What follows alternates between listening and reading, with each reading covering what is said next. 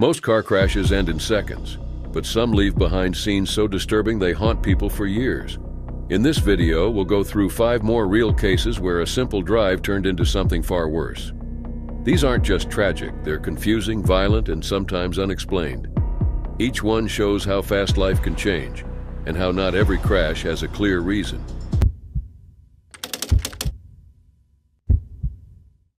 It was October 31, 2006 in Lake Forest, California. 18-year-old Nikki Katsouras had just finished lunch with her family at home. A quiet, creative college freshman with a love for photography, Nikki wasn't known for being impulsive. But that afternoon, she did something unexpected.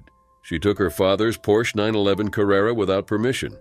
Her mother, Leslie, saw Nikki drive off just 10 minutes after her husband, Christos, had left for work. This was unlike Nikki.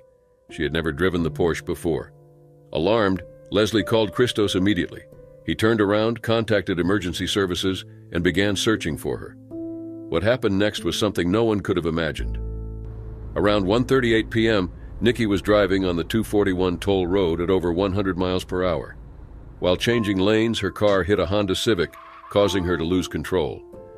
The Porsche veered across the median and into oncoming traffic before crashing into a concrete toll booth.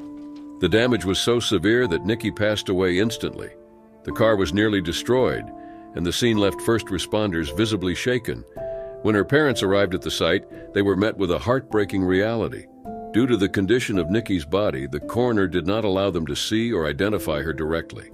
The loss itself was overwhelming, but what followed made everything far worse. Days later, Nikki's family learned that graphic photos from the crash had been leaked online. These images, taken by the California Highway Patrol as part of their investigation, were never meant to be shared. But somehow they were. 2 CHP employees, Aaron Reich and Thomas O'Donnell, admitted to distributing the photos. Reich sent them to several people, including friends. O'Donnell claimed he only emailed them to himself.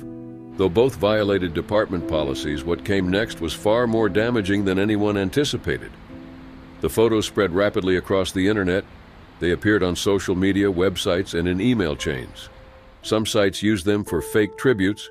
Others posted them with insulting captions. People started calling Nikki Porsche Girl, mocking her in the accident. Her family even received the images directly, once with a message that read, "Woohoo, Daddy, hey Daddy, I'm still alive." The harassment was relentless. Nikki's parents, Christos and Leslie, were sent the photos over and over again. Leslie stopped checking her email entirely. The family pulled Nikki's younger sister Danielle out of school after someone threatened to put the photos in her locker. Their lives were turned upside down by strangers who found entertainment in their grief.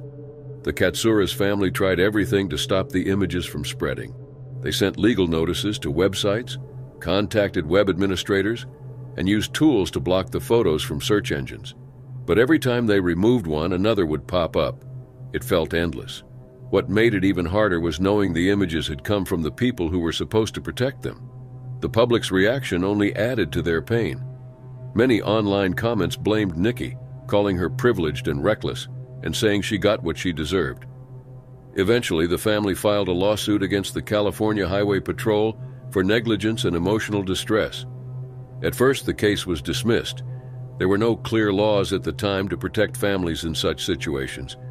But the Katsouras family didn't give up. In 2010, the California Court of Appeal ruled in their favor. The court said the family did have the right to sue and called the dispatcher's actions unacceptable. 2 years later, the family reached a settlement for $2.37 million. Although the money couldn't undo the damage, it brought some closure.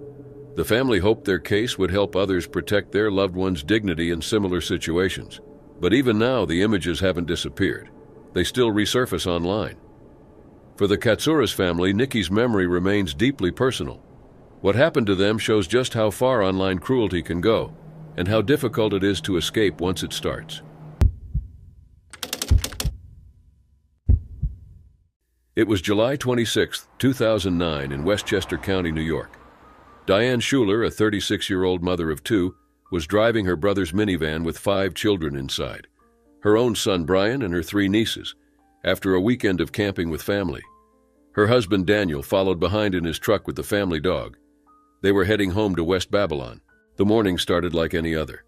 Around 9:30 a.m., the group packed up and left the Hunter Lake campground in Parksville. On the way, they stopped at McDonald's for breakfast. Witnesses said Diane appeared completely normal at the time. They made another stop at a Sunoco gas station where Diane asked for pain medicine, but the store didn't have any in stock. At 11 a.m., Diane called her brother Warren to say they were running late because of traffic. But an hour later, drivers began reporting a minivan driving erratically on the highway, tailgating, honking, flashing its lights. Some even saw a woman vomiting on the roadside. At 12:58 p.m., Diane's 8-year-old niece Emma called her dad in a panic. She said her aunt couldn't see properly and wasn't acting normal. Warren called Diane back and noticed she sounded confused and was slurring her words. She even called him by the wrong name. Still, Diane insisted everything was fine and blamed the kids for making noise. Warren told her to pull over and wait for him. He left immediately to meet her. But by the time he arrived, Diane was gone. At 1:30 p.m., Diane entered the Taconic State Parkway, but she went the wrong way. She drove south in the northbound lanes, speeding over 80 miles per hour. Witnesses described the van flying toward oncoming traffic. Some cars swerved, but others didn't have time. At 1:35 p.m., the minivan crashed head-on into a Chevrolet Trailblazer, which then hit another vehicle, a Chevrolet Tracker. It all happened in less than 3 minutes. 7 people died at the scene. Diane, her 2-year-old daughter Erin, and her 3 nieces, 5-year-old Kate, 7-year-old Allison, and 8-year-old Emma, were all gone. The Trailblazer's 3 passengers, 81-year-old Michael Bastardi, his 49-year-old son Guy, and their 74-year-old friend Dan Longo, also didn't survive. Diane's 5-year-old son Brian was pulled from the wreckage alive but badly hurt. One of his cousins survived the crash initially but passed away later in the hospital. Brian was the only one who survived, though his injuries would change his life forever. First responders found a broken bottle of vodka in the van. That became a key part of the investigation. Diane's toxicology report later showed her blood alcohol level was 0.19%, more than twice the legal limit, and she had high levels of THC in her system, suggesting recent marijuana use. The findings shocked those who knew her. Diane had a reputation for being responsible and caring. Her husband Daniel strongly denied that she ever drank around their children or used drugs. He believed she may have suffered a medical emergency like a stroke and said that had to be the cause of her behavior. But the results told a different story. Investigators confirmed Diane had been drinking heavily before the crash. The alcohol level in her blood matched what would be expected from the amount of vodka found in the van. Daniel continued to question the findings. He pushed for more tests and even had Diane's samples re-examined. But the conclusions didn't change. Diane had been under the influence while driving, and her actions were ruled as reckless.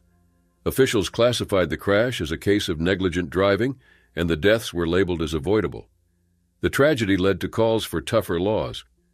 New York's governor at the time, David Paterson, introduced the Child Passenger Protection Act, making it a felony to drive under the influence with a child in the car. Years later, Diane's family remains divided. Some still believe a medical issue caused her to act the way she did. Others accept the investigation's findings. But for those who lost loved ones, the damage was already done. Even now, more than a decade later, one question still haunts everyone. What really happened that day on the Taconic Parkway? It was October 30th, 2015 in Los Angeles, California. 20-year-old Richard Pananian from Burbank was driving to his first day of work at the Glendale Collision Center. He loved cars and had been looking forward to this job. That Friday morning, he was behind the wheel of his 2004 Ford Fiesta, speeding down the southbound side of the 5 freeway. But by 7 a.m., Richard would be gone, and the way it happened left people across the country in disbelief. Just 5 days earlier, on October 25th, Richard's family had taken part in a religious ritual. It was a traditional Armenian Christian offering called a matah, a lamb sacrifice done to thank God for someone's survival after a serious health issue. It's also believed to offer protection from future harm. Richard had been through major health struggles before. His cousin Armin Kardashian said that his life had once been spared. The family believed the ritual would keep him safe going forward. But just days later, something completely unexpected happened. That morning around 7 a.m., Richard was driving through the Griffith Park area on Interstate 5. Witnesses saw him speeding, weaving between lanes, and passing cars on the right shoulder. He was in a rush, ignoring the regular traffic flow. At one point, his car clipped the back of a Ford F-150 pickup truck traveling about 50 miles per hour. The impact caused Richard's car to flip over multiple times, roll up an embankment, and then something almost impossible happened. Richard was thrown from his car. He was ejected with such force that his body was launched more than 20 feet into the air. He landed on top of a large freeway sign for the Colorado Street exit, high above the road. At first, drivers thought it had to be some kind of Halloween prank. It didn't seem real, but it was. Richard's body was lying across the ledge of the sign, in full view of commuters below. Emergency calls flooded in. Firefighters rushed to the scene. By the time they arrived, traffic had come to a complete stop. A ladder truck was brought in, and a white sheet was carefully placed over Richard's body. It took over 2 hours before a coroner's representative arrived. Eventually, firefighters were able to bring him down from the sign.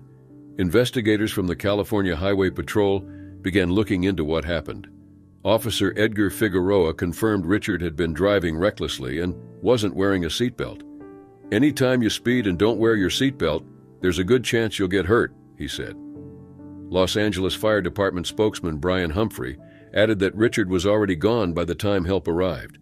The crash happened near Atwater Village, just outside Griffith Park. Investigators closed the stretch of freeway for hours. But the most disturbing part wasn't just the crash. It was the way Richard's body ended up on that sign. Many found it difficult to understand. Later, Richard's cousin Armin shared more details. He claimed Richard always wore a seatbelt and had even installed a 5-point harness in his car. Armin said he was cautious and safety-minded. Still, CHP officers were certain he wasn't wearing any kind of restraint at the time of the crash. What made the situation even more unsettling was the timing. Just 5 days before, Richard's family had performed the matach to protect him from harm. On a GoFundMe page, Armin wrote, "In the Armenian culture, sacrifices are done when someone escapes death, as Richard's life was once spared. But now Richard was gone." Armin called the situation ironic. Not only did God choose to take this young man's life, but decided to make such a spectacle out of it, he wrote. Back home, Richard's family was left confused and heartbroken. The image of his body on that freeway sign stayed with everyone who saw it. Coroner Lieutenant David Smith reported that Richard had multiple fractures, but the exact cause of death was not immediately known. Toxicology results were expected to take several months. The pickup driver and 2 passengers were unharmed, but the scene deeply affected those who witnessed it, especially emergency responders and commuters who saw it happen. Richard's family remembered him as kind and selfless. He wasn't materialistic. He loved working with his hands, and he loved cars. That Friday morning, he was headed to start a new chapter in his life, but he never made it. A GoFundMe page raised over $13,000 in a day for funeral costs. His family described him as someone with a beautiful soul who always took time to show he cared. They hoped the matag would keep him safe, but instead, his life ended in one of the most public and unexplainable ways imaginable. It was June 20th, 2024, in Riverside, Alabama, a small town of just over 2,000 people, about 40 minutes from Birmingham. At the center of town stood Riverside Baptist Church, a building nearly 100 years old, deeply rooted in the community's history. But early that Thursday morning, everything changed. At around 1:30 a.m., police got a call. A car had slammed into the church and the building was on fire. Flames spread quickly. Firefighters from Riverside and nearby Pell City rushed to the scene. But despite their efforts, the church couldn't be saved. Inside the crashed vehicle was the body of 19-year-old Anthony Banks Jr. Police said he'd lost control while taking a sharp turn near the church. His car veered off the road, crashed into the building, and caused the fire. The flames were intense. Anthony didn't make it. He had just turned 19, only 17 days earlier. His mother later shared her grief online, asking for help with funeral costs. She wrote, "His life hadn't even started before he was tragically taken." Friends remembered him as kind, cheerful, and someone who brought joy just by being around. But the story didn't end there. 3 days later, at nearly the same time in the early morning hours of Sunday, June 23rd, another tragedy struck. At 12:53 a.m., Riverside police were chasing a 2019 BMW X5. The driver, who had taken the car from a family member without permission, wasn't stopping. The vehicle sped through the same area where Anthony's crash had happened. The driver was 19-year-old Jennifer L. Arellano Maldonado, Anthony's girlfriend. During the chase, she lost control of the vehicle. It ran off the road near the ruins of the burned-down church, hit a brick wall, and caught fire. She was not wearing a seatbelt and was trapped inside. Just like Anthony, she didn't survive. 2 young lives, 2 crashes, the same exact place, just 3 days apart? Authorities confirmed the connection between Anthony and Jennifer. The church that once stood as a symbol of community had become the site of 2 heartbreaking accidents. Jennifer's crash added even more damage to the already burned remains. Firefighters said both crashes resulted in fires that were hard to control. In Anthony's case, the flames lasted into the next morning and even required aerial support. The Riverside Fire and Rescue later posted a message expressing sympathy for the families and the church community. Following Jennifer's crash, Senior State Trooper Brandon Bailey confirmed she had been fleeing police. The car she was driving had been reported missing by a family member. She was alone when the crash happened. On Monday, police confirmed that her crash took place in the same location as Anthony's. The church was completely destroyed. Mayor Rusty Jessup said they planned to rebuild it. A local resident, Harry Sweener, said, "I hate to see it the way it is. I hope they rebuild it and make it as nice as it was." It was a really nice church. Even with the church gone, the emotional impact of these events was only just beginning to settle in. What made this story especially difficult was how everything seemed connected. 2 teens in a relationship, both gone in fiery crashes at the same spot, just days apart, and almost at the same time of night. Investigators are still working to understand what happened. It's unclear whether either crash was intentional. Police are looking into possible factors like mechanical issues, emotional distress, or other influences. Anthony's mother has continued posting tributes to her son. A GoFundMe she created had raised $450 by midweek. She wrote, "As I write this, tears flow uncontrollably, praying for this all to be some nightmare we will all wake from soon." The Alabama Law Enforcement Agency and the Riverside Police Department are still reviewing both incidents. For now, there are no clear answers. Just a destroyed church, a sharp curve, and 2 lives cut short in a way no one in this quiet town could have expected. It was September 3, 1999, in Ontario, Canada. Highway 401, North America's busiest highway, started out like any regular Friday. The skies were calm, people were headed to work, trucks were moving goods. But just after 8 a.m., everything changed. Near the Manning Road overpass, about 10 kilometers east of Windsor Airport, a thick fog suddenly rolled in. It wasn't just light mist. It was so dense that drivers could barely see a meter ahead. No warnings had been issued. A tractor-trailer began to slow down inside the fog. Another truck behind it was too close and couldn't stop in time. It jackknifed, blocking the lanes. Within seconds, more vehicles crashed into each other. No one could see what was waiting ahead.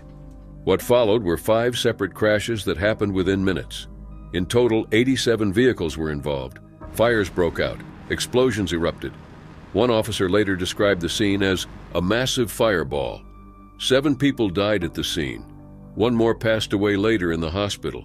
45 others were injured, some seriously. Several cars melted together in the fire. Some people were trapped inside. A few tried to run to safety, but the fog made that nearly impossible. Constable Lee Bate from the Ontario Provincial Police had planned to leave work early for a ball tournament, but when the crash call came in, she responded right away. She noticed mist rising from nearby fields, not knowing how bad things really were. To get to the crash site quickly, she drove in reverse up the westbound ramp. Dispatchers were confused, but it was the fastest way. When she arrived, she found cars piled together, people crying out for help, others in shock. Moments later, a loud explosion happened just 25 meters away. A firefighter tackled her to the ground to protect her. She never found out who he was. That weekend felt like a blur for Badi, but she still made it to her ballgame. Every September 3rd, she remembers that day. Kirk Wallstead, who lived about a kilometer away, was feeding his peacocks when he heard the sound of crashes. He was a lawyer at the time, now the deputy mayor of Lakeshore. Fog had covered everything. He rushed to the highway where his father and brother had already arrived. More vehicles were still crashing. Wallstead helped carry people out of the wreckage and placed them in his truck. On his father's property, they set up a triage spot under a tree. Survivors waited there, some hoping for news, others badly hurt. But not everyone made it out. Some remained trapped. Wallstedt says he still dreams about it. That morning, the Windsor Airport weather system failed. It didn't catch the fog and no alerts went out. That failure may have cost lives. This part of Highway 401 already had a bad reputation. Built in the 1950s and 60s, it had just 2 lanes in each direction with long, straight roads cutting through flat farmland. Drivers often lost focus, something known as highway hypnosis. The shoulders were gravel and the median was narrow. Accidents happened often. Locals had even started calling it Carnage Alley. In 1999 alone, 22 people had already died on that stretch. Just days before the crash, the transportation minister had described the road as pleasant to drive. Gary McNamara, then the deputy mayor of Tecumseh, got a call while heading to work. What he saw left him speechless. Some victims couldn't be rescued. One young woman couldn't be pulled from her car. Telling her family was one of the hardest moments of his life. The cleanup lasted for days. The highway needed repaving. The government added rumble strips and more patrols, but people felt it wasn't enough. A coroner's inquest made 25 safety recommendations. Lawsuits followed. In 2004, Ontario began a $322 million upgrade. It finished in 2010. Still, by 2016, many parts of the highway remained the same. In 2017, another crash took 2 more lives. This sparked new public anger. That year, high-tension cable barriers were added. Residents pushed for a full concrete barrier. By 2023, some sections were completed. As of 2024, work is still ongoing. That foggy morning changed everything. 8 lives were lost, dozens were hurt, and an entire region was left asking how this could happen with no warning.